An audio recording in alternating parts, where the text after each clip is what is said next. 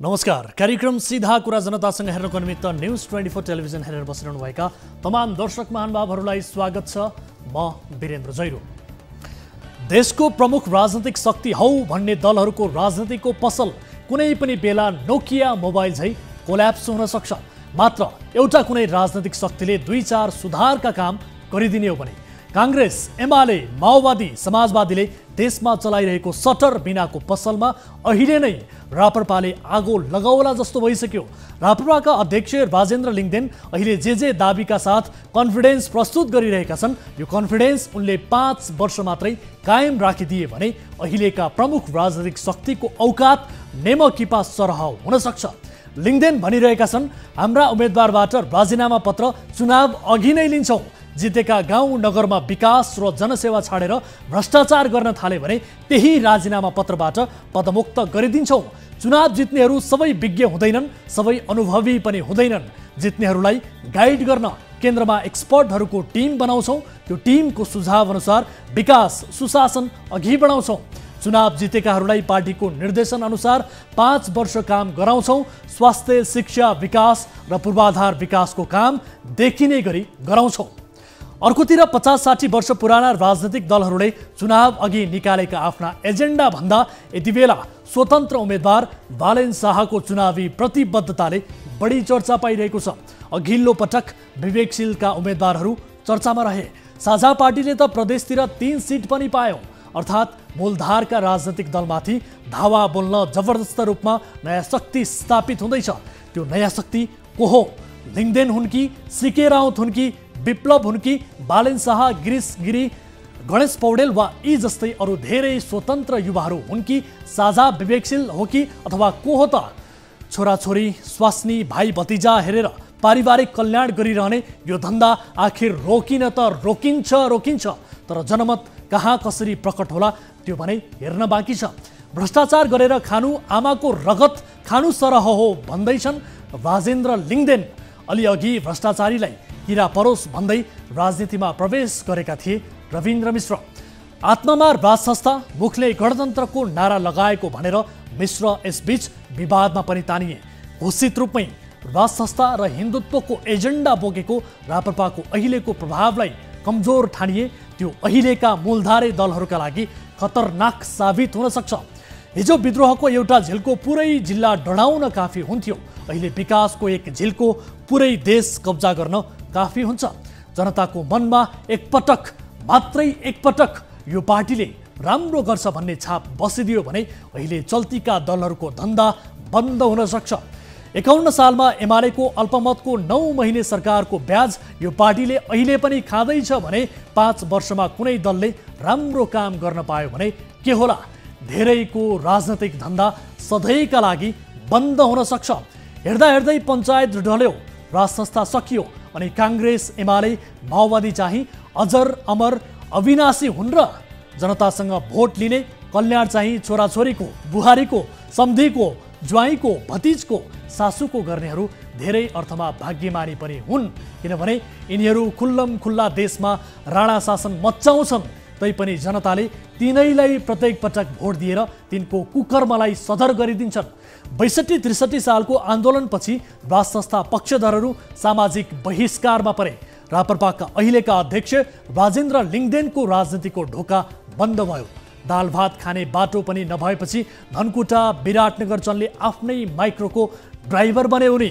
आज उनी सिंहदरबारमै जन्मेका पशुपति शमशेरका पनि अध्यक्ष छन्।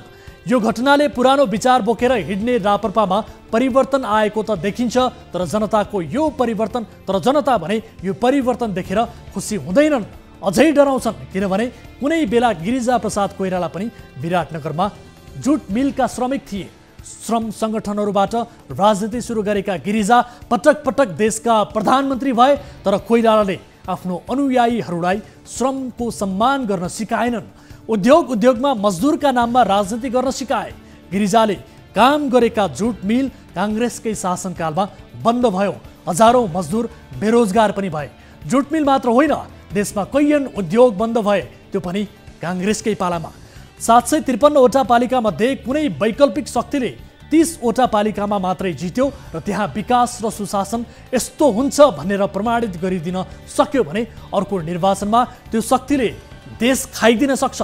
भाषण सुनेकै भरमा भोट हाल्ने नेपाली मतदाताले सुधार त्यो पनि आफ्नै आँखाले देख्यो भने के गर्लान्?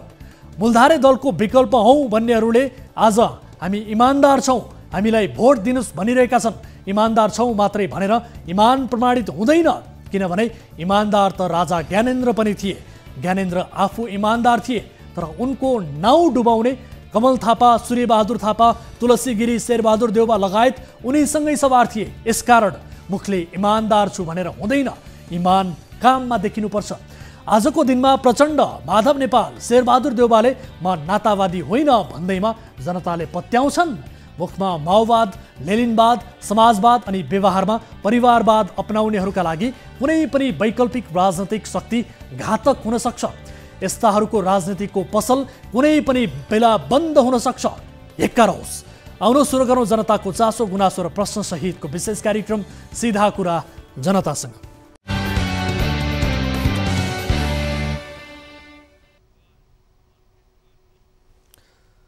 स्वागत छ दर्शक महानुभावहरू। कार्यक्रम सीधा कुरा जनतासँगको नयाँ एपिसोडमा आज पनि उपस्थित भइसकेका छौँ।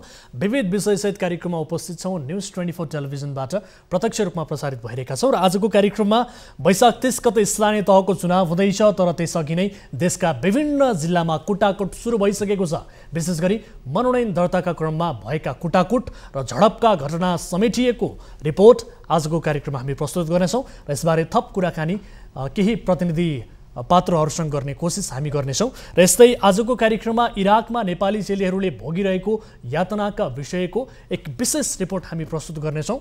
अवैधानिक ढङ्गबाट भारत हुँदै इराक पुर्याइएका मध्ये एक चेली जसोतसो ज्यान जोगाएर नेपाल फर्किन्।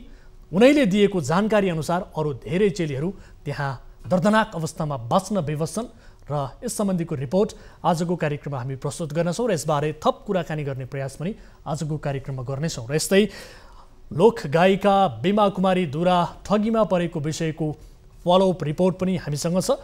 यो विषय प्रस्तुत भएसँगै सन्दीप कुमार गुरुङबाट ठगिएका अन्य धेरै व्यक्तिहरूको गुनासो आउन थालेको छ, फोनहरू आउन थालेको छ र यी ठगीको आरोप लागेका व्यक्तिको थप वास्तविकता बुझ्न हामी सहकारीसम्मै पुगेका छौँ, जहाँबाट उनले बिमा कुमारीको घर राखेर कर्जा निकालेका थिए। यस विषयको विशेष फलोअप रिपोर्ट आजको कार्यक्रममा देखाउनेछौँ। र यस्तै गत कार्यक्रममा समय अभावले छुटेको खानेपानी समस्या समाधान भएको विषयको फलोअप रिपोर्ट पनि आज हामी प्रस्तुत गर्न गइरहेका छौँ र विशेष गरी काठमाडौँ उपत्यकासँग सीमा जोडिएको मकवानपुरको इन्द्र सरोवर रामचन्द्र भन्ज्याङ क्षेत्रको विषय हो यो, जहाँ खानेपानीको प्रबन्ध नहुँदा अवस्था काकाकुल बनेको रिपोर्ट हामीले कार्यक्रम सीधा कुरा जनतासँगको केही समय अघिको श्रृङ्खलामा प्रस्तुत गरेका थियौँ। यसबाहेक तपाईँ दर्शक महानुभावहरूसँगको प्रत्यक्ष कुराकानीमा हामी जोडिनेछौँ।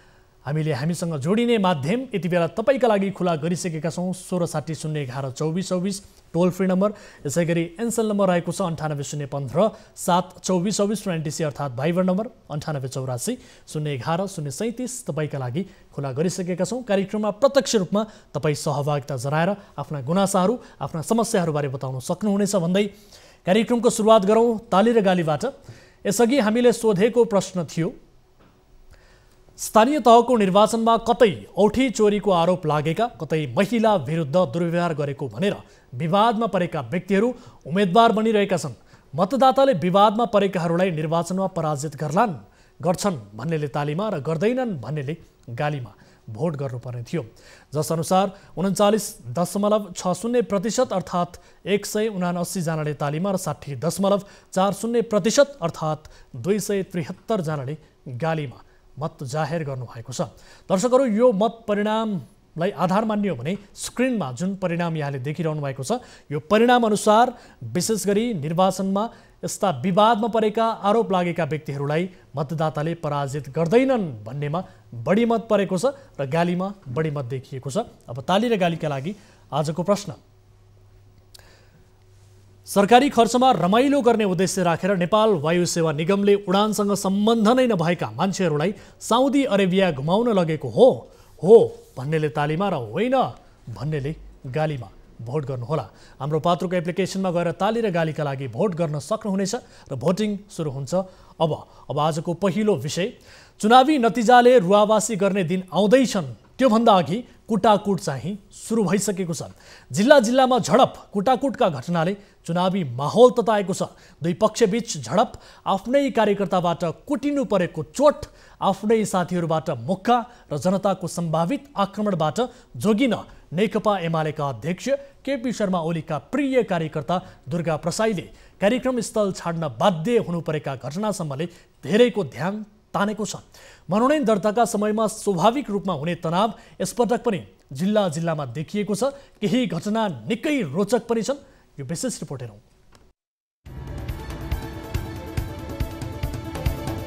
दृश्य नम्बर 1। दृश्यमा देखिएको झडपमा नेकपा माओवादी केन्द्रका कार्यकर्ता उपद्रव मचाइरहेका छन्। सोमबार सिन्धुपाल्चोकको सदरमुकाम चौतारा साङ्गाचोक गढीनगरको चौतारा बजारमा माओवादी केन्द्रका नेताहरू सरकारी कार्यालय तोडफोड गरिरहेका छन्। उम्मेद्वारको टिकट पाउने र नपाउने पक्षबीच दिउँसो झडप भयो, तर त्यसको प्रभावमा नगरपालिकाको कार्यालय तोडफोड भयो। नगरपालिका कार्यालयको सिसा फुट्यो भने केही प्रदर्शनकारी र प्रहरी समेत घाइते भए।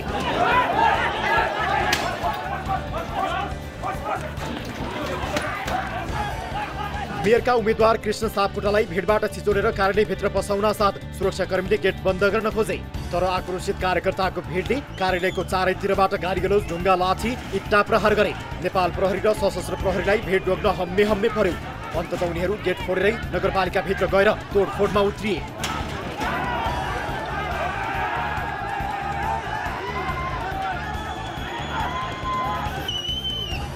झडपको कारण भने भागबण्डा नै थियो।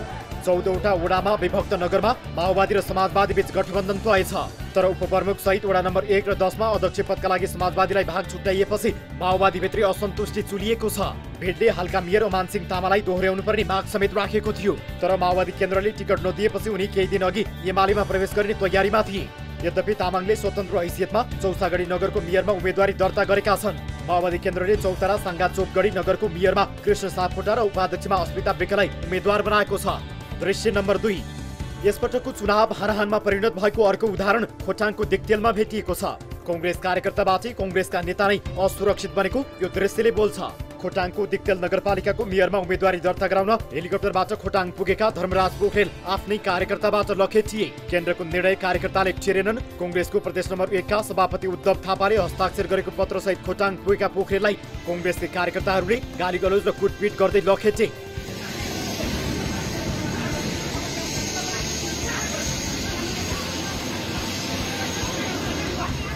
पोखरेल हेलिकप्टर खर्च तिरेर खोटाङ पुगेका थिए।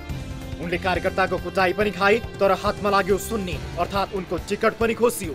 विवाद बढेपछि कांग्रेसले सभापति पोखरेलको ठाउँमा दिक्तेल नगरपालिकामा कांग्रेसबाट तीर्थराज भट्टलाई टिकट दिएको छ। दृश्य नम्बर 3। तस्बिरमा देखिएका व्यक्ति कांग्रेस नेता रोशन पाण्डे हुन्। काभ्रेको नमोबुद्ध नगरपालिकामा मेयरको टिकट सम्बन्धी विवाद बढ्दै जाँदा मेयरका दावेदार रोशन पाण्डे आइतबार आफ्नै साथीहरूको आक्रमणमा परे।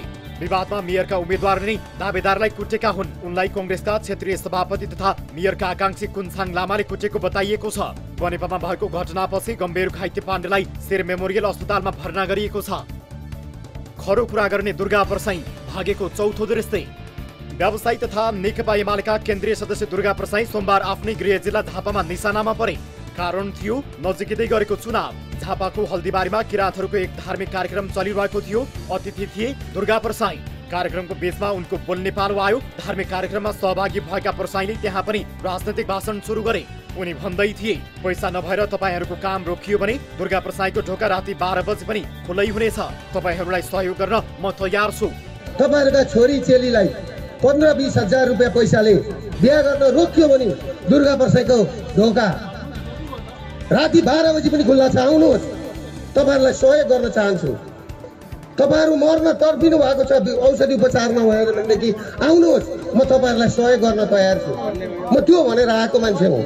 मैले भवन बनाइदिने यहाँ स्कुलको भवन कुरा भन्नु हो कि राख्यो भन्दै बिदा लिन चाहन्छु। धन्यवाद, नमस्ते।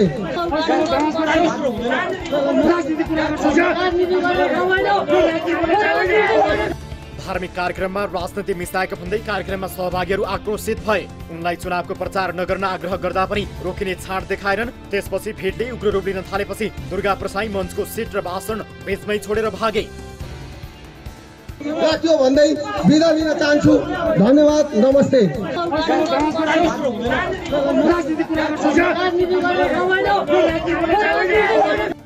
स्थानीय तहको निर्वाचनका क्रममा यी र यस्ता घटना दिनहुँ जस्तो भइरहेका छन्।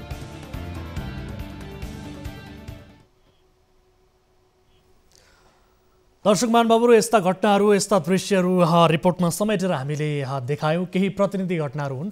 विशेष गरी स्थानीय तहको चुनाव आउन बाँकी छ, तर मनोनयन दर्ताका क्रममा जुन किसिमका कुटाकुट झडपका दृश्यहरू देखिएका छन्, त्यही दृश्यहरूलाई समावेश गर्दै हामीले रिपोर्ट प्रस्तुत गऱ्यौँ। थप कुराकानी गर्ने कोसिस गर्नेछौँ। विशेष गरी यति बेला हामीसँग जोडिनु भएको मैले जानकारी प्राप्त गरेको छु नेपाली काङ्ग्रेसका नेता रोशन पाण्डे हाम्रो टेलिफोन सम्पर्कमा हुनुहुन्छ। सबैभन्दा पहिले उहाँसँग कुराकानी गरौँ, त्यस पछाडि हामी अमान सिंह तामाङसँग कुराकानी गर्नेछौँ। रोशनजी, यहाँलाई स्वागत छ कार्यक्रम सिधा कुरा जनतासँगमा। हजुर, अब आफ्नै साथीभाइहरू तथा कार्यकर्ताको आक्रमणमा पर्नु भएछ, त्यो पनि अस्पतालको बेडमै पुग्ने गरी। यो घटनाको वास्तविकता के हो, के थियो घटना, अलिकति बताइदिनुहोस् त। हिजो अस्ति हामी बेलुका बनेपा भिलेज रिसोर्ट काभ्रेको बनेपा भिलेज रिसोर्टमा बसिरहेका थियौँ। हजुर, केही साथीहरू त्यही भिलेज रिसोर्टमा चाहिँ नेपाली काङ्ग्रेसका जिल्ला सभापति तीर्थ लामा, नेपाली काङ्ग्रेसका केन्द्रीय सदस्य गणेश लामा, नेपाली काङ्ग्रेसका अरू अन्य नेताहरू र नेकपा यसका नेताहरू, मन्त्री रत्न ढकाल लगायतका पार्टीका माओवादीका केही साथीहरू, नेताहरू गठबन्धनको मिटिङ जिल्लाभरका वडाहरूमा गठबन्धन कसरी गर्ने भन्ने मिटिङमा चाहिँ वडा कसरी मिलाउने मिटिङ भइरहेको थियो माथि त्यो रिसोर्टको हलमा। हामी तल गार्डनमा चिया कफी खाएर हामी 8-10जना साथीहरू बसिरहेका थियौँ। त्यो अवस्थामा नबुद्ध नगरपालिकाका मेयरका आकाङ्क्षी उम्मेदवार कुलसाङ लामा लगायत उहाँसँग आएका 8-10जना, 2वटा गाडीमा, एउटा स्कर्पियो गाडी र एउटा मारुति सुजुकीको ब्रेजा गाडीमा आएका 8-10जना मान्छेहरूले चाहिँ आउने बित्तिकै म माथि बसिरहेको ठाउँमा अन्य साथीहरू सहित टेबलमा हामी बसिरहेको ठाउँमा आएर 81 बोल्दै नबोली हातपात गरेको अवस्था हो। भनेपछि मेयरको जुन टिकट पाएका व्यक्ति छन् कुसाङ लामा, यो घटनाको यो आक्रमणमा प्रत्यक्ष रूपमा जोडिएका मान्छे हुन्, होइन? हजुर हजुर हो। हजुर, अब कुसाङ लामाले मेयरको टिकट पाएका छन्, उनले उम्मेदवारी दर्ता पनि गरिसके, होइन? उनको चुनावी सङ्ग्राममा अब तपाईँको भूमिका चाहिँ के रहन्छ त यो अवस्थामा? होइन, पार्टीलाई जिताउने कुरोमा अब उहाँलाई नेपाली काङ्ग्रेस पार्टीले विश्वास गरेर टिकट दिइसकेको छ।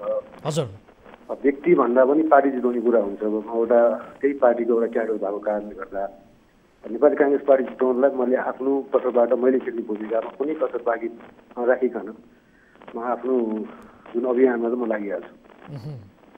हजुर, अब विशेष गरी नेपाली काङ्ग्रेसमा चाहिँ गुन्डागर्दी, बाहुबलले काम गर्छ भनेर पहिले पनि टिप्पणी हुने गर्थ्यो, होइन? अहिले पनि अब तपाईँलाई त्यस्तै लाग्छ कि अथवा के छ? यो घटना आफैमा परेपछि त्यो कुरालाई तपाईँले पत्याउन सक्ने त्यो टिप्पणीलाई कसरी लिनुभएको छ, जुन पहिले टिप्पणी वास्तवमै तपाईँले गर्नुभएको प्रश्न सही छ। हजुर, नेपाली काङ्ग्रेस पार्टी एउटा महासदेश पार्टी हो। यो पार्टीमा यस्ता किसिमका मान्छेहरू त्यो पार्टीमा मात्र नभई अन्य पार्टीमा पनि धेरै पार्टीहरूमा छन्।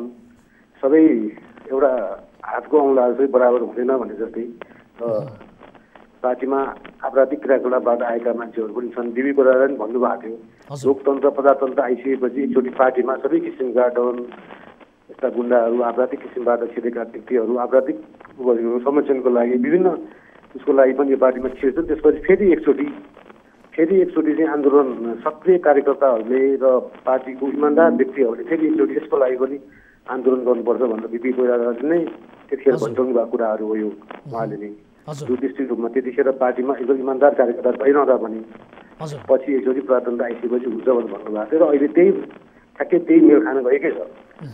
अब पार्टीमा यस्ता व्यक्तिहरू भएको कुराहरू पार्टीका नेतृत्व तहमा भएका व्यक्तिहरूले यस्ता व्यक्तिहरूलाई प्रश्रय दिनु हुँदैन, यस्ता व्यक्तिहरू टिकट दिनु हुँदैन, यस्ता व्यक्तिहरूलाई साधारण सदस्यबाट निलम्बन गर्नुपर्छ, आउट गर्नुपर्ने हो। तर पार्टी सुधारमा नै पार्टी सुधार गर्नुपर्ने व्यक्तिहरू नै नेतृत्वमा पुगेका कारणले गर्दा जिल्लामा होस्, इकाइ सभापतिहरू होस्, जिल्ला क्षेत्रीय प्रतिनिधितामा होस् विभिन्न पार्टीमा गएको अधिवेशनबाट पनि यस्ता आपराधिक क्रियाकलापमा जोडिएका मान्छेहरू जेल बसेका मान्छेहरू त्यस्तो अभियोग लागेकाहरू अभियुक्तहरू नै पार्टीमा पुगेका कारणले गर्दा यस्ता घटनाहरू यहाँ मात्र काभ्रेमा मात्र होइन अन्य ठाउँमा भएको त्यही घटना त्यही काभ्रेमा ममाथि पनि भयो। हजुर ठिक छ। अब एउटा ओपन क्वेसन अलिकति विशेष गरी कतै औँठी चोरलाई चाहिँ उम्मेदवार बनाएको भनेर टिप्पणी भयो, काठमाडौँकै कुरा गर्ने हो भने महिला विरुद्ध चाहिँ दुर्व्यवहार गरेको भनेर जुन व्यक्तिलाई आरोप लागेको छ तिनै व्यक्तिले मेयरको टिकट पाएको भन्ने कुरा पनि छ। कर्णालीमा मूर्ति चोरलाई मन्त्री बनाइएको यसअघि पनि हामीले सुन्यौँ, देख्यौँ, पढ्यौँ। अब यस्तो अवस्था यस्तो परिस्थिति देख्दा तपाईँलाई चाहिँ कस्तो लाग्छ? होइन यो त्यो त मैले भने नि भर्खरै यस्तो धेरै आपराधिक क्रियाकलापमा संलग्न व्यक्तिहरू भेटेका छन्, देखेका छन्। ती मान्छेहरूलाई चाहिँ यस्ता र निषेध गर्दै पार्टी नेतृत्वले नै यसलाई चाहिँ अलिक गहन रूपमा छानबिन गरेर यस्ता किसिमका मान्छेहरूलाई चाहिँ पार्टीमा आउनै दिनुहुन्न भन्ने यी मान्छे किन पार्टीमा आए भन्ने कुरो पनि एउटा अनुसन्धानको विषय बनेको छ होइन। यस्ता किसिमका आपराधिक क्रियाकलापमा लागेका होइन म सुत्रिन्छु भनेर पार्टीमा आउन राजनीति गर्छु समाजसेवा गर्छु भन्न पाइयो, तर पार्टीको आडमा र पार्टीको छाता ओढेर पार्टीको झन्डा बोकेर अपराध गर्न चाहिँ पाइँदैन भन्ने कुरा हो मेरो। मेरो अन्तिम प्रश्न यहाँलाई विशेष गरी तपाईँमाथि आक्रमण गर्नेहरू विरुद्ध प्रहरीमा जाहेरी दिने योजना बनाउनु भएको छ कि छैन? जाहेरी दिइसकेको छु। जाहेरी दिइसक्नु भएको छ है? हजुर, प्रहरीले अनुसन्धान अगाडि बढाएको छ। हजुर, म आज पनि जिल्ला प्रहरी कार्यालय काभ्रेमा गएर इच्छाले भेट भएको छु। उहाँले भोलि बेलुकासम्म जसरी पनि ती अपराधीहरू ती उसमा ऊहरूलाई चाहिँ म समाजै कठोरसम्म लिन्छु भन्ने उहाँले मलाई वचन दिनुभएको छ। हजुर, त्यसरी भर्खर त्यहाँबाट निस्केर म काठमाडौँ आइपुगेको। हस्, म समय र जानकारीका लागि धन्यवाद दिनेछु र तपाईँको स्वास्थ्यको शीघ्र लाभको कामना पनि गर्न चाहन्छु। धेरै धेरै धन्यवाद रोशनजी। हस्, धन्यवाद। दर्शक महानुभावहरू, हामीले कुराकानी गऱ्यौँ नेपाली काङ्ग्रेसका नेता हुनुहुन्छ रोशन पाण्डे।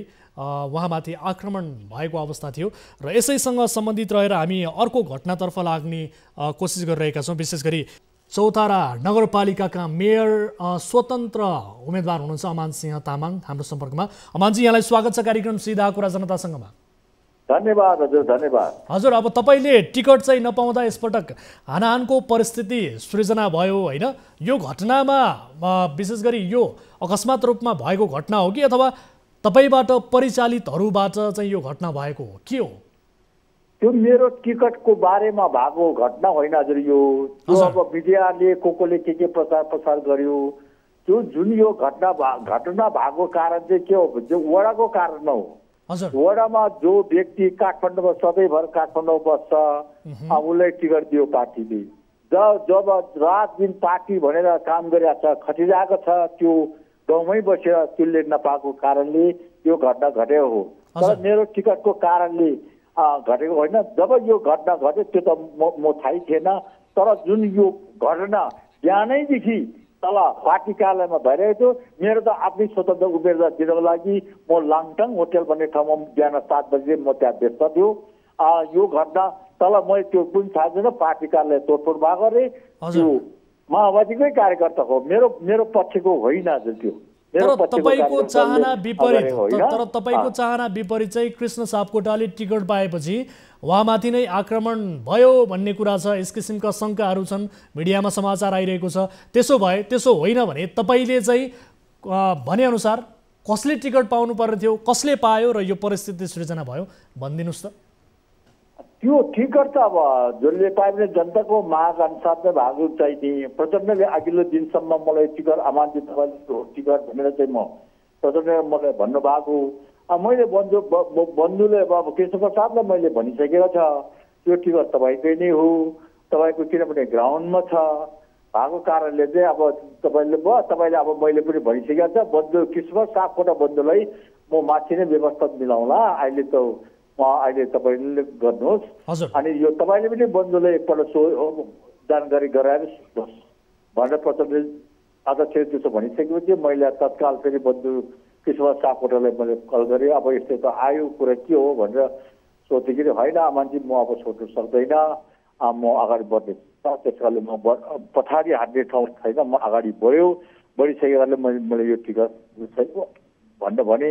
होइन अध्यक्षले मलाई यस्तो पो भन्नुभएको थियो त भनेर भन्दाखेरि होइन यो म कुनै पनि हालतमा पछाडि बढ्न सक्दैन, भनिसकेपछि अब म पनि नसक्ने स्थिति भयो त। अब मोदी सर के गर्दा भनेर मैले सोधेँ। त्यसो भए अब म चाहिँ सक्छ, तपाईँ जेसी गरेर म सक्दैन भन्नुभयो। त्यसो भए अब तपाईँ मेरो गुरु हो, तपाईँ अब तपाईँको हातमा आएको टिकट मैले खोज्नु पनि सक्दैन, किनभने तपाईँले एउटा मेरो गुरुलाई मेरो अभिभावक हो, राजनीति अभिभावक हो, तपाईँसँग टिकट खोसाखोज गर्ने मेरो अधिकार पनि छैन। खोसाखोज गर्न थाल्यो भने गुरुमारी शिक्षा हुन्छ। मैले तपाईँको टिकटको अब तपाईँसँग भएको टिकट मैले जबरजस्तीसँग लिनु पनि मिल्दैन। अब म पनि पर्खिनु नसक्ने स्थिति भयो। तपाईँ अब हजुरकै तयारीमा लाग्नुहोस्, म पनि आफ्नै तयारीमा लाग्छु। म के भन्छु भने तपाईँ एउटा हजुरले मेरो गुरुलाई दैनिक जुनसुकै भोट माग्ने क्रममा, गाउँमा जाने क्रममा ममा पहिला तपाईँले मेरो गुरु हो, बन्धु सर्टिफिकेट हो, शहीद परिवार हो भनेर म सम्बोधन गरेर मात्रै। अमानजी, चौतारा नगरपालिकामा तपाईँको पार्टी माओवादी केन्द्रले चाहिँ तपाईँलाई टिकट चाहिँ किन दिएन त? हजुर, तपाईँको पार्टी माओवादी केन्द्रले तपाईँलाई टिकट चाहिँ किन दिएन त? अब खोइ अब दिएन त। अब के पार्टी अध्यक्ष पार्टी भन्ने खोइ अब के भन्ने। अब प्रचण्डले अब देऊ भनेको हो, दिने क्रममा बिचमै अब अपहरण गरे नि टिकटको। प्रचण्डले भने पनि तपाईँले टिकट पाउनु भएन भनेपछि त पार्टीको वास्तविक अध्यक्ष को हो त? प्रचण्डले भनेको लागेन भनेपछि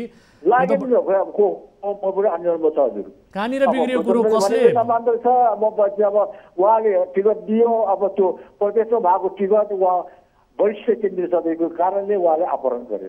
अब के गर्ने? मैले रुनु भएन, कराउनु भएन, के गर्ने? अब कहाँनिर कुरो बिग्रियो जस्तो लाग्यो तपाईँलाई? तपाईँको विपक्षमा को उभियो? कुरो प्रदेशमा बिग्रियो, सङ्घमा होइन, प्रदेशमा बिग्रियो। प्रदेशले सिफारिस गरेर दिनुपर्ने टिकट हजुर, तर अब कृष्ण सापकोटाले चाहिँ अब अपहरण गरेर लग्यो। भनेपछि यही रिसमा तपाईँले यो हानहानको परिस्थिति सृजना गर्नुभयो। यो सेटिङ त्यो हानहानको स्थिति होइन, मेरो स्थिति कस्तो छ भन्ने कुरा त्यस्तो कल्पनै गर्न त्यो वडाको कारण हो। तर यो मेयरको टिकटको कारणले हानहान भएको होइन प्रभु, होइन। यो मलाई आरोप लगाएको मात्रै हो। एउटा स्वतन्त्र व्यक्ति आफ्नो सुरले स्वतन्त्र हुन पाइँदैन। हजुर, पाइन्छ त आफ्नो अधिकारको कुरा होइन। मैले त कुनैले गरेर गएको त होइन। म त निस्किँदा मैले नपाएपछि म के म आफै जनताले उठ्नुपर्छ भने उठेपछि त टिकट पाएन। टिकट पाएपछि म अथवा मेरो 100 भोट आओस्, 200 भोट आओस्, जति आए पनि म भन्ने व्यक्तिको सम्बोधन गरेको हो मैले। ठिक छ, मान्छे स्वतन्त्र हुन पाइन्छ, मान्छेले आफ्नो विचार अनुसार आफ्नो छैन। हजुर, ठिक छ, मान्छे स्वतन्त्र हुन पाउँछ। तर तपाईँले टिकट नपाएको प्रतिशोधमा चाहिँ कहीँ कतै उहाँमाथि आक्रमण गर्न लाउनु भयो कि यो घटना चाहिँ परिस्थिति सृजना भयो कि भन्ने किसिमको शङ्का पनि त गर्न पाइयो नि त, होइन? पाइयो। त्यो घटनाले केही देखायो। हजुर, तर मेरो प्रविधि कस्तो छ भन्ने कुरा सिङ्गो नगरपालिका सिङ्गो तालुकलाई अन्यले अमानसिकको प्रविधि कस्तो छ भन्ने कुरा हजुरहरूले अरूले पनि बुझ्न सक्नुहुन्छ। मलाई यो अराजकता टिम मन पर्दैन। मेरो त्यो अब पार्टी कार्यालय पनि मेरो पनि 35-36 वर्ष लगानी गरेको छ मैले यो पार्टीमा। मैले नगरपालिका मेयर हुँदाखेरि धेरै पैसा हालेर बनाएको छ त्यो पार्टी कार्यालय। बल्ल बल्ल म एउटा बिरालोले बच्चा लुगाएको जसरी लुगाको जसरी कहिले कहाँ थाप्ने कहिले कहाँ थाप्ने तारेर हिँड्दा बिस्तारै भएको कारणले बल्ल बल्ल आफ्नै परिश्रममा आफूले कहाँ हार गुवा गरेर बनाएको नगरपालिका जस्ता होस् भन्ने मेरो उ छैन। अमानजी, तपाईँलाई जिम्मेवारी दिइएकै हो, तपाईँलाई गर्नका लागि भनेर जिम्मेवारी दिइएको, समय दिइएको, पद पनि दिइएकै हो। तर तपाईँले यो 5 वर्षमा देखाउन लागि एउटा पनि काम गर्नु भएन। यसै कारण तपाईँको टिकट चाहिँ खोसियो भन्छन्। यस्तो देख्ने लायकको काम त अब मैले भन्नु पर्दैन, त्यो जनताले सोधोस् हजुर। जनताले सोधा अमान सिंहले के काम गर्यो भनेको म भन्नुहोस् न, के काम गर्नुभयो? यो कारणले यो आधारले चाहिँ मैले टिकट पाउनु पर्ने थियो भन्ने केही छ त तपाईँसँग? यो काम मैले उत्कृष्ट गरेको आधार छ त छैन मलाई। हजुर, म त जनताले अमान सिंह एकपटक आउनु पर्यो, हजुर, फेरि दोहोऱ्याउनु पर्यो भनेको जनताको माग अनुसार नै मैले गरेको हो। जनताले भने कि त्यो तपाईँका निकटका कार्यकर्ताले भने त? अमानजी, जनताले त्यसो भने कि तपाईँ दोहोरिनुपर्छ भनेर जनताले भने कि अथवा तपाईँको निकटका कार्यकर्ताले भने तपाईँलाई? त्यो भनेको भोलिको मेरो कति आउँदो रहेछ भोलिको चुनावले परिणाम दियो त मैले त हजुरले मैले भाग लागेको त्यो फटा कुरा गरेर पनि काम छैन। तपाईको पार्टीले त तपाईले पत्याएन भने अब जनताले मतदाताले पत्याएर भोट देलान् तपाईलाई त्यस्तो लाग्छ? तपाईको पार्टीले त तपाईलाई पत्याएन भने अब मतदाताले पत्याएर तपाईलाई भोट दिन्छन् भन्ने लाग्छ? पार्टीले अब पत्याएन त अब के गरे अब मैले अहिले जति नगरपालिकाको काम गरेछ त्यो काम गर्न नै अपराध गरेछ भन्ने मलाई अनुभूति भइरहेको। भनेपछि जनताले अझै पनि पत्याउँछन् भोट दिन्छन् भन्नेमा ढुक्क हुनुहुन्छ, विश्वस्त हुनुहुन्छ? ढुक्क छु हजुर, जित मेरै हो, जित मेरै हो, म स्वतन्त्र भए तापनि जित मेरै हो भन्ने मलाई घमण्ड छ। ओहो, बडो गजबको दाबी गर्नुभयो। त्यसो भए यो बताउनुहोस्, कृष्ण मेरो जनताले मलाई पताएको छ। ठिक छ, कृष्ण सापकोटालाई मत नदिएर तपाईलाई मत दिनुपर्ने कुनै 5 कारण भन्नुहोस् त। 5 कारण? हजुर। नम्बर 1 मा मेरो पहिला भूकम्पले तस्न भएको जिल्ला सिन्धुपाल्चोक छिटोभन्दा छिटो मेरो घरमा पुरा अब जनतालाई घरमा पुर्याउँछु भनेर त मैले प्रतिबद्धता जनाएको थिएँ। नगरपालिकामा हुनुपर्ने जस्ता पासहरू सबै छुट गरेर छिटोभन्दा छिटो त्यो गरेर घरमा लगे। नम्बर 1 मा काठको पोलहरू मुक्त गर्छु भन्ने अभियान त्यो पुऱ्याए। 14वटा वडामा वडा कार्यालयसम्म कालो पत्र पुर्याउने भन्ने कामहरू त्यो पुऱ्याए। अहिले एउटा विभिन्न किसिमको त्यो अब स्वास्थ्य चौकीहरू निर्माण गरे, भवनहरू एउटा वडा कार्यालयहरू सबै निर्माण गरे, विभिन्न भित्री रोडहरू सबै गरे हो। त्यसको साथसाथै पनि मैले सबै थोकाहरू अहिले बुद्ध पार्कहरू करोडौँ लगाएर गएर बुद्ध पार्क बनाएको छ, त्यो अधुरो छ। अब रानी पोखरी ताल निर्माण गर्दैछ, अब काठमाडौँको रानी पोखरी जस्तै त्यो अधुरो छ, त्यो पुरा गर्नु छ। अब प्यारे गर्नेको कामहरू अधुरो छ, त्यो पुरा गर्नु छ। चौलेको हर्लङ गर्नुको कामहरू अधुरो छ। अहिले विद्यार्थीहरूलाई सबैले यो मोबाइलको कारणले अन्धोपान हुन्छ भनेर त्यो विद्यार्थीहरूलाई आँखा कमजोरी कारणले पढाइ कमजोरी हुन्छ भनेर एउटा प्रत्येक विद्यालयमा आँखा केन्द्रको डाक्टरहरू पठाएर आँखा चेकअप गरेर निःशुल्क चस्माहरू वितरण गर्ने कामहरू भएको छ। हो त्यसै गरी निमुख जनतालाई त्यसै गरी दोहोरो छुट्टी एम्बुलेन्स भाडा अब नगरपालिकाले बेहोरेको छ। हो त्यसै गरी एक घर एक रोजगारको व्यवस्था गरेको छ। आज कृषकहरूलाई दुध अनुदानको लागि 4 रुपियाँ अनुदान लिटरको 4 रुपियाँ अनुदान दिएको छ। सबै बेला छ हजुर मैले। ठिक छ, तपाईँलाई 5 कारण अलिकति स्ट्रङ कारणहरू भन्नुहोस् भनेको हो, तर तपाईँले आफ्नो यो प्रचार गर्न थाल्नुभयो अमान सिंहजी। म समय र जानकारीका लागि तपाईँलाई धेरै धेरै धन्यवाद दिन चाहन्छु। मेरो मनको कुरा मैले हजुरले भन्नु पाउँदै हजुरले पनि मेरो धेरै धेरै धन्यवाद हजुर। सफलताको शुभकामना पनि यहाँलाई। दर्शक महानुभावहरू, हामीले कुराकानी गर्यौँ विशेष गरी अघिल्लो पटक देखिएको वाम गठबन्धनको जस्तो जबरजस्त मजबुती 5 दलीय सत्ता गठबन्धनमा देखिएन। अधिकांश पालिकामा नाम मात्रैका गठबन्धन भएका छन्। काङ्ग्रेसीहरू माओवादीलाई भोट हाल्न आत्माले दिँदैन भनिरहेका छन्, कतै माओवादीहरू रुखमा भोट हाल्न निष्ठा र सिद्धान्तले दिँदैन भनिरहेका छन्। देशभरका 6वटा महानगरपालिकामा चुनावी तालमेल गर्ने सत्ता गठबन्धनका नेताहरूले केन्द्रमै सहमति गरेका थिए। सोही बमोजिम उम्मेदवार नै तोकिए, तर ठाउँ ठाउँमा बागी उम्मेदवार पनि उठेका छन्। भरतपुरमा गठबन्धनकी साझा उम्मेदवार रेणु दाहाल विरुद्ध काङ्ग्रेसका जगन्नाथ पौडेलले बागी उम्मेदवारी दर्ता गराइसकेका छन्। पोखरामा समाजवादीका धनराज आचार्य गठबन्धनका साझा उम्मेदवारका रूपमा उठे, तर काङ्ग्रेसका 3 जना बागी भएर निस्के।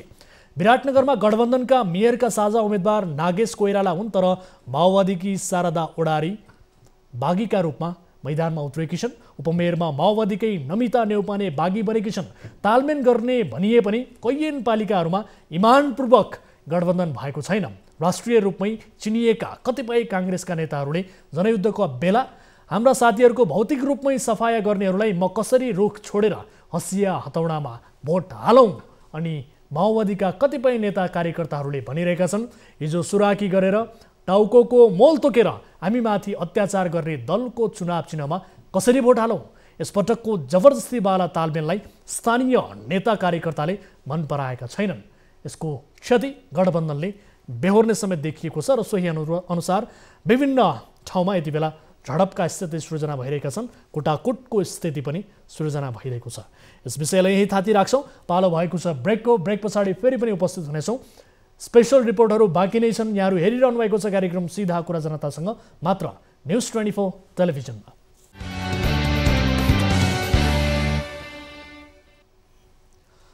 ब्रेकपछि स्वागत छ दर्शक महानुभावहरू। कार्यक्रम सीधा कुरा जनतासँगमा छौँ। अब अर्को विषय, इराकमा जोखिमपूर्ण जीवन बिताएर बल्ल तल्ल फर्केकी एक नेपाली चेलीले भनेकी छन्, इराकमा नेपाली चेलीहरूको खरिद बिक्री हुन्छ।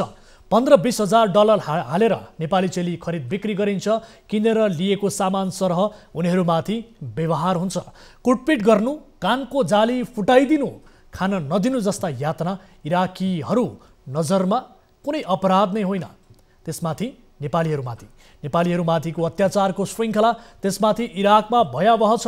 झापाकी शर्मिला विश्वकर्मा र मोरङकी कविता उराउको अवस्था देखेपछि जो कोहीको मन पनि विचलित हुन सक्छ। कहिलेकाहीँ त यस्तो देखेर भन्न मन लाग्छ, कस्तो चाहिँ देशमा जन्म लिन पुगिएछ। नेपाली चेलीको इराकमा नारकीय जीवनबारेको यो विशेष रिपोर्ट हामीलाई झापाबाट टिभी जर्नलिस्ट युवराज आचार्यबाट प्राप्त भएको छ। यो विशेष रिपोर्ट हेरौँ।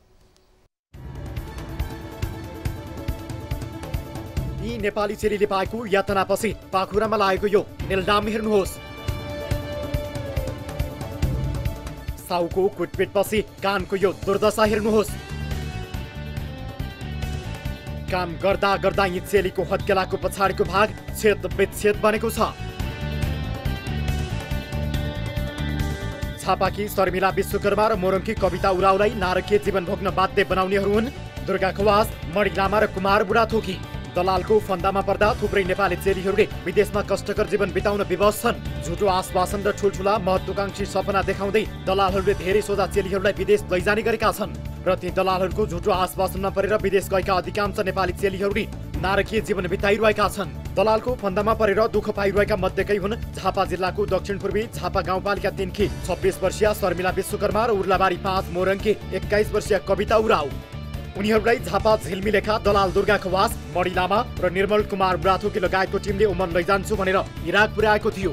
खवास र लामाको बेइमानीका कारण यति बेला शर्मिला र कविता इराकमा शारीरिक तथा मानसिक यातना सहेर नर्कमा जस्तै कष्टकर जीवन बिताउन बाध्य छन्। ससाना 2 सन्तानलाई घरमै छाडेर रोजगारीका लागि 77 सालको लक्ष्मी पूजाको दिन प्रदेशीय शर्मिला अहिले आफै समस्यामा परेकी छिन्। इराकमा शर्मिला सङ्कटमा छिन्। उनको सङ्कटले नेपालमा उनको परिवारको खुसी खोसिएको छ। मोरङ उर्लाबारीकी कविता उराउको अवस्था अझै टिठलाग्दो छ। कविताले फर्स्ट डिभिजनमा एसएलसी पास गरेकी थिइन्। कलेज पढ्ने, आफ्नो करियर बनाउने बेला कवितालाई पनि एजेन्टहरूले लटपट्याए। एजेन्टहरू दुर्गा खवास र मणि लामाले विदेशमा राम्रो कमाइ हुन्छ, नेपालमा पढेर के नै हुन्छ र भन्दै बहक्याए। वैदेशिक रोजगारीमा जाँदा पनि कम्तीमा नेपालमा पुरा गर्नुपर्ने औपचारिक प्रक्रियाहरू पुरा गरेको भए समस्यामा पर्दा फर्काउने आधारहरू बन्थ्यो। तर उमर भन्दै भिजिट भिसामा दलालहरूले कवितालाई पनि इराक पुर्याए। वैदेशिक रोजगारीका नाममा कविता र शर्मिला तस्करहरूको फन्दामा परे। अहिले दुवैजना समस्यामा छन्, कष्टपूर्ण जीवन बिताइरहेका छन्। कविताका आमा बुबा अहिले छोरीको समस्या सुनेर भक्कानिन्छन्। छोरी विदेश जाँदैछ भन्ने पनि यसले फकाइफुली गरेर बाहिर भगाएछ। अहिले यो दुर्गा खवास भन्ने चाहिँ जेलमा छ। काठमाडौँको त्यो भद्रगोल भन्ने जेलमा छ अरे भन्ने सुनेको, तर त्यो छ छैन त्यो थाहा छैन, हामीले त्यो देखेको चाहिँ छैन। तर म काठमाडौँ गएर ब्युरोमा गर्दाखेरि पनि त्यहीँ छ जेलमा भन्ने कुरो गर्नुभएको थियो। तर मेरो छोरी अहिले निक्लिएको छैन। मणि लामा भन्ने भागिरहेको छ। मेरो छोरीलाई काटपिट पुरा भइरहेको छ। त्यो छोरीलाई कसरी निकाल्ने? आन्टी होइन, म तपाईँको छोरी भनेर भन्छु। त्यसले तपाईँको छोरी अनलाइनमा आएकी छैन। अहिले कति दिन भइसक्यो, हामीले पनि कति टेन्सन लागिरहेछ। म होइन तपाईँको छोरी होइन, म कविता हो, तर म तपाईँको छोरी होइन भनेर भन्दै थिएँ। त्यो केटीले आएकी छैन। त्यो केटी कविता अनलाइनमा आएकी छैन। त्यो केटी के हो कसो 1 महिना यत्रो वर्ष दिन भइसक्यो। त्यो केटीलाई हामीले निकाल्नु भनेको यो दुर्गा खवासलाई निकाल्दैन। त्यो दुर्गा खवास जहिले भन्छ आज भोलि भन्दा अहिले खानामा परिसक्यो। त्यो त्यही पनि वास्तै गर्दैन। कविता र शर्मिलालाई झैँ तारादेवी कटोरियालाई पनि इराक पुर्याइएको थियो। तर उनी जसोतसो नेपाल फर्किन्। तारादेवी भन्छन्, म त जसोतसो बाँचेर आएँ, कविता र शर्मिला जोखिममा छन्। तारादेवी भन्छन्, नेपाली चेलीहरू खसी बाख्रा चाहिँ बेचिन्छन् इराकमा। इराकबाट बाँचेर फर्किएकी तारादेवीले अर्को एक खतरनाक विषय खुलासा गरेकी छिन्। उनले नेपाली चेलीहरू 15देखि 20 हजार डलरमा खरिद बिक्री हुने बताएकी छिन्। यो तथ्यको अर्थ हुन्छ नेपाली चेलीहरूलाई इराकमा मान्छेसम्म पनि ठानिँदैन। माल वस्तु सरह नेपालीको किनबेच हुन्छ। नेपाली चेलीहरू किनेर लैजानेहरूले जस्तो सुकै पनि यातना दिनलाई सायद इराकमा सामान्य मानिन्छ। साउहरूको कुरा नमान्दा निर्घात कुटिन्छन्। यो दृश्यहरूले नेपालीहरूको दर्दनाक व्यथा उजागर गरिरहेको छ। इराकमा चाहिँ सबैभन्दा धेरै महँगोमा बेच्दछ नेपालीहरूलाई। एकदम सबैभन्दा महँगो चाहिँ नेपालीलाई $10,000 लिएर 15, 16, 17,000 बेच्दा रहेछन्। अनि त्यही पैसा भन्दै यति तिरेको छ पैसा भन्दै कुर्ता रहेछन्, तर्पाउँदा छन्। नर्क भन्दा पनि एकदम एकदमै पारेर राखेको छ, तर्पाएर राखेको हुन्छ। शर्मिला र कवितालाई इराक पुर्याउने मध्येका दुर्गा खवास अहिले जेलमा छन् भने मणिलामा फरार छन्। अर्का निर्मल कुमार बुढाथोकीले चाहिँ आफू यो घटनामा कतैबाट पनि संलग्न नभएको र ती पीडितहरूसँग कुनै चिनजान र व्यवहार नभएको प्रतिक्रिया दिएका छन्।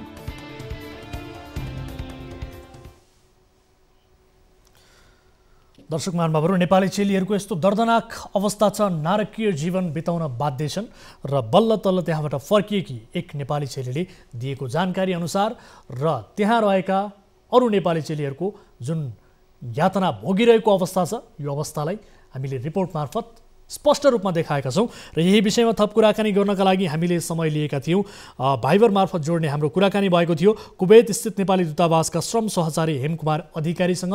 विशेष गरी इराकमा कुवेत स्थित दूतावासले, नेपाली दूतावासले त्यहाँ अप्ठ्यारोमा परेका नेपाली दाजुभाइहरूलाई सहयोग गर्ने काम कारबाही गर्दछ र सोही कारण उहाँलाई जोड्ने कोसिस हाम्रो थियो। अहिले भने उहाँको मोबाइल यति बेला स्विच अफ बताइरहेको छ, अर्थात् इन्टरनेटमा पनि उहाँ यति बेला अभाइलेबल हुनुहुन्न। विशेष गरी उहाँसँग उद्धारका लागि के कस्तो किसिमको सहयोग त्यहाँ स्थित दूतावासले गर्न सक्छ भन्ने विषयमा कुराकानी गर्नु थियो। खैर, उहाँसँग हामी अफेयरमा पनि कुराकानी गर्नेछौँ र यी नेपाली चेलीहरूको उद्धारका लागि हामी पहल पक्कै पनि गर्नेछौँ र अन्य नेपाली चेलीहरूलाई सचेत रहनका लागि, सावधानी अपनाउनका लागि यो रिपोर्टले मद्दत गरोस् भन्ने अपेक्षा हामी गर्दछौँ। र अब अर्को विषयतर्फ यहाँहरूको ध्यान आकर्षण गराउन चाहन्छु। यति बेला विशेष गरी यो फलोअप रिपोर्ट हामीसँग रहेको छ। लिफ्ट प्रविधिबाट मकवानपुरको इन्द्र सरोवर 3 राम भन्ज्याङ का नागरिकलाई खानेपानीको सुविधा पुर्याइएको थियो। बीचमा मोटर बिग्रेको भनेर पानी रोकियो, फेरि बिजुलीको भोल्टेज कम भयो भन्ने बहाना बनाइयो। खानेपानीमा भइरहेको झेलबाट आजित भएर स्थानीयले हामीलाई यस विषयमा रिपोर्टिङ गरिदिन आग्रह गरे। हामी पुग्दा गाउँपालिकाका अध्यक्ष, वडाका अध्यक्ष र उपभोक्ता समितिका अध्यक्ष समेत स्थानीय जम्मा भए। छलफलका क्रममा थाहा भयो कि समस्या मोटरमा थिएन, भोल्टेजमा पनि थिएन, समस्या थियो त नियतमा। हाम्रो उपस्थितिमा भएको छलफलमा मोटर र भोल्टेज हेर्ने प्राविधिक राखेर समस्या पत्ता लगाउने सहमति भएको थियो। परीक्षणका क्रममा समस्या मोटर र भोल्टेजमा थिएन, मोटर सामान्य मर्मत गरेपछि बन्यो। अहिले गाउँमा पानी पुगेको छ। पानी पुगेपछिको सुविधा हेर्न हामी फेरि रामचन्द्र भन्ज्याङ पुगेका छौँ। यो फलोअप रिपोर्ट हेरौँ। दैनिक पानीकै लागि घण्टौं हिँड्न बाध्यतामा रहेका मकवानपुरको इन्द्र सरोवर 3 रामचन्द्र भन्ज्याङका नागरिक आँगनकै धारामा पानी आउन थालेपछि हर्षित बनेका छन्। काठमाडौँ उपत्यकासँग सीमा जोडिएको यस क्षेत्रमा खानेपानीको प्रबन्ध नहुँदा अवस्था काकाकुल थियो। तर अहिले यो क्षेत्रको अवस्था फेरिएको छ, अर्थात् सबैको घरको धारामा पानी आएको छ। एकदम राम्रो, अब पानी आइरहेछ। अब दुःख भएन। अब पानी ओसार्ने टाइममा अब अर्कै काम गर्न पायो, त्यस्तै भयो। खुसी नै छु। अहिले धारामा पानी आएपछि यहाँका नागरिकले अब पहिले जस्तो पानीकै लागि घण्टौं हिँड्नु पर्दैन। उनीहरूले अब बारीमा चाहे जस्तो बारी लगाउन सक्ने भएका छन्। वर्षौंदेखि पानीको हाहाकार झेलिरहेका स्थानीयको अनुहार नै उज्यालो भएको छ। एकदम खुसी लागिरहेको छ। जनताले पानी खान पायो। धेरै सङ्घर्ष र धेरै अब हामीले प्रयास गरेर पनि पानी आइरहेछ। जस खुसी लागिरहेछ।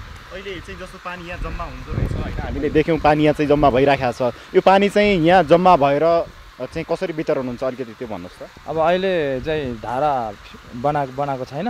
धारा नबनेको अवस्थामा अहिले यहाँबाट ठाउँ ठाउँमा पाइप हालेर घर घरमा राखेर चाहिँ वितरण भइरहेछ। यो क्षेत्रका करिब 100 घर परिवार पानीकै लागि दैनिक सङ्घर्ष गर्न बाध्य थिए। उनीहरूको यस्तै पीडा कार्यक्रम सैधा कुरा जनता सङ्घको 818औं श्रृङ्खलामा प्रस्तुत गरेका थियौँ। योजना 13 वर्षमा पनि सम्पन्न नभएपछि पालिका, वडा र उपभोक्ता समितिका 3 अध्यक्षका अगाडि स्थानीय नागरिकले पोखेको यो आक्रोश कम्तीको थिएन। 6 महिनामा चुनाव गरेर 6 महिना पानी खुवाउँछ भनेर हामीले 73 वर्षसम्म आसपास हामीलाई आश दिएर अहिलेसम्म हामीले पानी नखुवाएको, हामीले पानी नदिएको के चाहियो। जनतामा देखिएको आक्रोश हेर्दा लाग्थ्यो उनीहरूले पानी नपाउनुको एउटै कारण थियो, त्यो हो पानीमा गरिएको राजनीति। पानीमा राजनीति मिसिएपछि 65 सालदेखि सुरु योजना 13 वर्षसम्म सम्पन्न भएन। 74को निर्वाचनपछि लगातार 3 आर्थिक वर्षमा यो आयोजनाका लागि बजेट छुट्याइयो, तर त्यति बेला भएको बस्ती उचाइमा भएका कारण पानी लिफ्ट गरेर तान्न मोटर किनियो। तर त्यही मोटर बिग्रेको भन्दै यहाँका नागरिकले वर्षौसम्म खानेपानी पाएनन्। जनताको यस्तो दयनीय अवस्था हेर्दा सरकारवालाले उनीहरूलाई गुमराहमा राखेर आफ्नो स्वार्थ पूर्ति गर्न लागि परेको स्पष्ट हुन्थ्यो। पहिला त धेरै दुःख गर्यो नि, तलसम्मदेखि ल्यायो। कति वर्ष ल्यायो त्यसरी? आमै निकै वर्ष भइसक्यो। अहिले त आँगनमै धारो आएन? अहिले त 4-5 दिन भयो धारो आएर। अहिले आनन्द छ, जानु पर्दैन? कहिले त नपर्छ कि। अहिले परेको छैन? अहिले परेको छैन। कस्तो महसुस गर्नु भएको छ? अब घर नजिकै धारा छ, पानी आइरहेको छ, दुःख गर्नु पर्दैन होइन? हजुर। कस्तो महसुस गर्नु भएको छ? अब खुसी लागेको छ? खुसी छ नि त है, पानी आयो भने खुसी हुँदैन? खुसी छ। अनि कति वर्ष तपाईँहरूले पानी बोक्नु पर्यो, कति वर्ष दुःख गर्नु पर्यो? त्यो त गनेको छैन है, वर्ष त वर्षौँ भयो है? वर्षौँ भइसक्यो, निकै वर्ष भइसक्यो। कति घन्टा हिँडेर जानुहुन्थ्यो? राति नै ल्यायो है? राति पनि ल्याउनु भयो? राति नै ल्यायो। त्यति टाढोबाट ल्याएर पानी ल्याएर तलतिर घाँस काट्नु पनि जानु भ्याउनुपर्छ। घरको काम एकातिर अनि पानी बोक्ने काम एकातिर। यही विषयलाई कार्यक्रम सिधा कुरा जनतासँगले उजागर गर्यो र सरकारवाला निकायलाई जवाफदेही बनाउने प्रयास गर्यो। स्थानीय नागरिक संघको प्रत्यक्ष साक्षात्कारका क्रममा जनप्रतिनिधि र उपभोक्ता समितिले 1 महिनाभित्र खानेपानीको समस्या हल गर्ने प्रतिबद्धता जनाएका थिए। सकेसम्म किनभने उसको नि कुरो होला, हामी 1 हप्ताभित्र त्यो कुरो सल्टाउने गरी गर्न प्रयास गर्छौँ। सरकारवालाको यही प्रतिबद्धता लिएर हाम्रो टिम यो गाउँबाट फर्किएको थियो, तर 1 महिनापछि यो क्षेत्रमा पुग्दा अवस्था फेरिएको देख्यौं।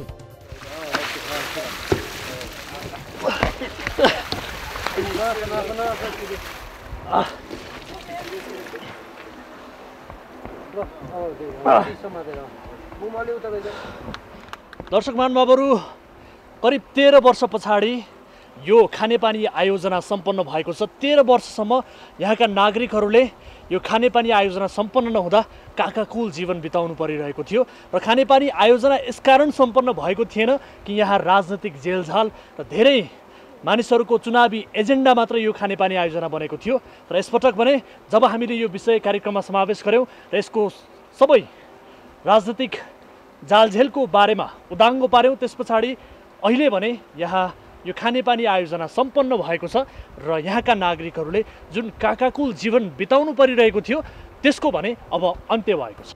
आखिर 13 वर्ष पानी नपाएका यहाँका नागरिकले सरकारवालालाई दबाब दिएको 1 महिनामै पानी आउन किन सम्भव भयो त? यसैबाट पनि प्रश्न हुन्छ कि बजेट अभाव, भोल्टेजको कमी, मोटर बिग्रिएको भन्दै जनतालाई गुमराहमा राख्ने सरकारवालाको नियत खराब थियो। अहिले सामान्य प्राविधिक समस्या हल गर्ने बित्तिकै गाउँमा सबैले पानी पिउने वातावरण बनेको छ। खोइ अब जहिले यसरी पानी आयो भने त तरकारीबाट नि हुन्छ होइन, वस्तुहरू पनि धेरै हुन्छ। अब पानी नै नभएपछि अब सबैले अब भएको भैँसीहरू पनि अब बेचिरहेको हुन्छ पानीको समस्याले गर्दा होइन। अब पानी आयो भने चाहिँ खेती पनि उता नमिल्छ, जे गर्दा नि भयो होइन। अब पानी नभएर चाहिँ अब यस्तो भइरहेछ होइन। आसन्न निर्वाचनलाई ध्यानमा राख्दै जनप्रतिनिधिहरूले पानीको समस्या समाधान गरेको हुन सक्ने स्थानीयको आशंका छ। भोट बैंकको रूपमा प्रयोग गर्न चुनावसम्म पानी दिएर त्यसपछि समस्या फेरि उस्तै हुने हो कि भन्ने शंका पनि छ। त्यसैले अब आधा जीवन नै पानीका लागि दुःख गरेका स्थानीयले अब भने यो समस्याको समाधान दीर्घकालीन रूपमा हुनुपर्ने माग गरेका छन्।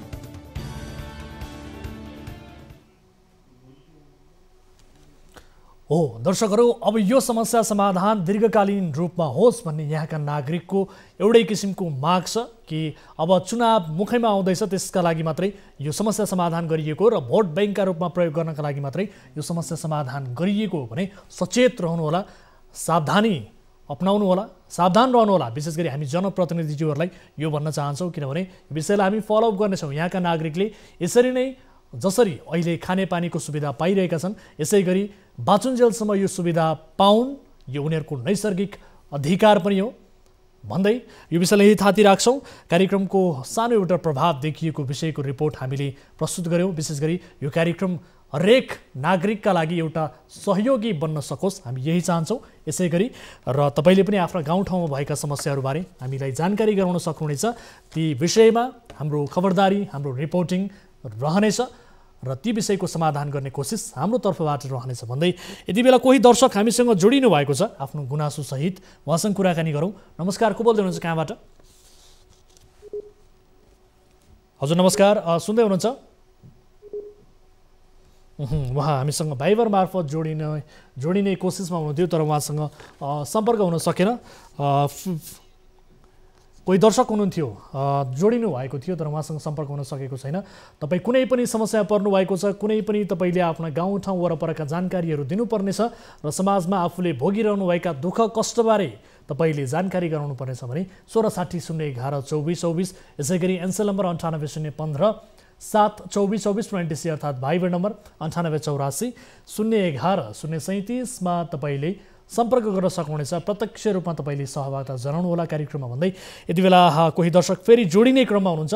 नमस्कार, को बोल्दै हुनुहुन्छ, कहाँबाट? आशा कुमारी शाह, यहाँ नगुना बस्ती गैरखलाबाट। हजुर आशा कुमारीजी, तपाईँ के समस्यामा पर्नुभयो, के थियो यहाँको गुनासो? हजुर नमस्कार सर। हजुर नमस्कार, यहाँको गुनासो राख्नुहोस् त। हाम्रो गुनासो सर, जनता आवासबाट हामीलाई पैसा आएको थियो। हजुर, उहाँहरूले हामीलाई यहाँ बिजोग पारेर छोडिदिनु भयो। तपाईँ कहाँबाट जोडिनु भएको यति बेला, कुन ठाउँबाट? हामी खैरेनी नगरपालिका 1 बाट।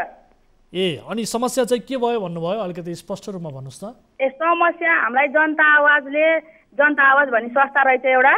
ए हजुर। अनि उहाँहरूले अनि हामीलाई आएर ल अब हजुरहरूको यस्तो स्थिति रहेछ, यस्तो कमजोरी हुँदो रहेछ, हजुरहरूले घर बनाउनुहोस् भन्नुभयो उहाँहरूले हामीलाई आएर। हजुर। अनि हामीले ल अब यो मध्य बर्खामा असारको 3 गते घर भत्काउनु, 15 दिनभित्रमा जग खनेर भ्याउनु, अनि पहिलो किस्ता दिन्छौँ भन्नुभयो हामीलाई। अनि हामीले जग खन्यौँ 3 गते नै बर्खामा घर भत्कायौँ सर। अनि जग खनेपछि अनि पैसा एक किस्ता त 84,000 रुपियाँ जगको लागि भनेर पैसा दिनुभयो। हजुर। अनि दोस्रो किस्ता पनि जोडाइको लागि भनेर 2-4 महिनै कुर्नु पर्यो। अनि त्यति बेला नि ल अब बल्ल बल्ल फोन गर्दा के गर्दा दोस्रो किस्ता दिनुभयो। अहिले लास्टमा तेस्रो किस्ताको लागि हामीले उहाँ फोन गर्दा पनि फोन पनि उठाउनुहुन्न। नगरपालिका गएर नि कुरा राख्यौँ, नगरबाट नि हामीले त भनिदिने मात्रै काम हो, हामीले यहाँबाट गर्न मिल्दैन भन्नुभयो नगरबाट पनि मेयर साहेबले। ओडा पनि गयौँ हामी, यहाँ 1 नम्बर ओडा यहाँ भूमि प्रसाद कडेलज्यूबाट नि गयौँ, त्यहाँ पनि हामीले कुरा गरिदिने हो। यसरी हामीले भनिदिने मात्रै हो, हजुर हामीले के गर्न मिल्दैन भन्नुभयो उहाँले पनि। हजुर, अब तपाईले मात्रै नपाउनु भएको हो कि अथवा यो 13 धुरीले? ए 13 घरधुरीले। हजुर, यहाँ बिजोग छ हाम्रो सर, यहाँ हावा हुरी बच्चाहरू यहाँ साह्रै बिजोग छ हाम्रो, केही छैन, छानो छैन माथि। ए घर चाहिँ कम्प्लिट भएको छैन, तेस्रो किस्ता नपाएको कारण तपाईहरुको घर पूर्ण रूपमा बनेको छैन, छानो पनि हाल्न पाउनु भएको छैन? छैन सर, तिरपाल टाँगेर बस्यौँ सर, हावा हुरीको बेला आयो, तिहार भन्दा पछाडि तपाईहरुको तुरुन्तै आउँछ तेस्रो किस्ता, ल निवेदन लेखेर हुँ हेटौडा लगाउनु भन्नुभयो। हामीले निवेदन लेखेर ओडाबाट सबै कागजपत्र तयारी बनाएर लिएर गयौँ, हामीले हेटौडा बुझाएर आयौँ। ल तिहार पछि लगत्तै तपाईहरुको पैसा आउँछ, जस्ता लाग्ने पैसा भन्नुभयो। अनि फोन गर्दा अलि अस्तिसम्म त उठाउनु हुन्थ्यो, ल म हावाहुरी भन्दा पहिले हामी पैसा दिन्छौँ, हावाहुरी आउनु भन्दा भन्नुभयो। अहिले त हाम्रो फोन पनि उठाउनुहुन्न।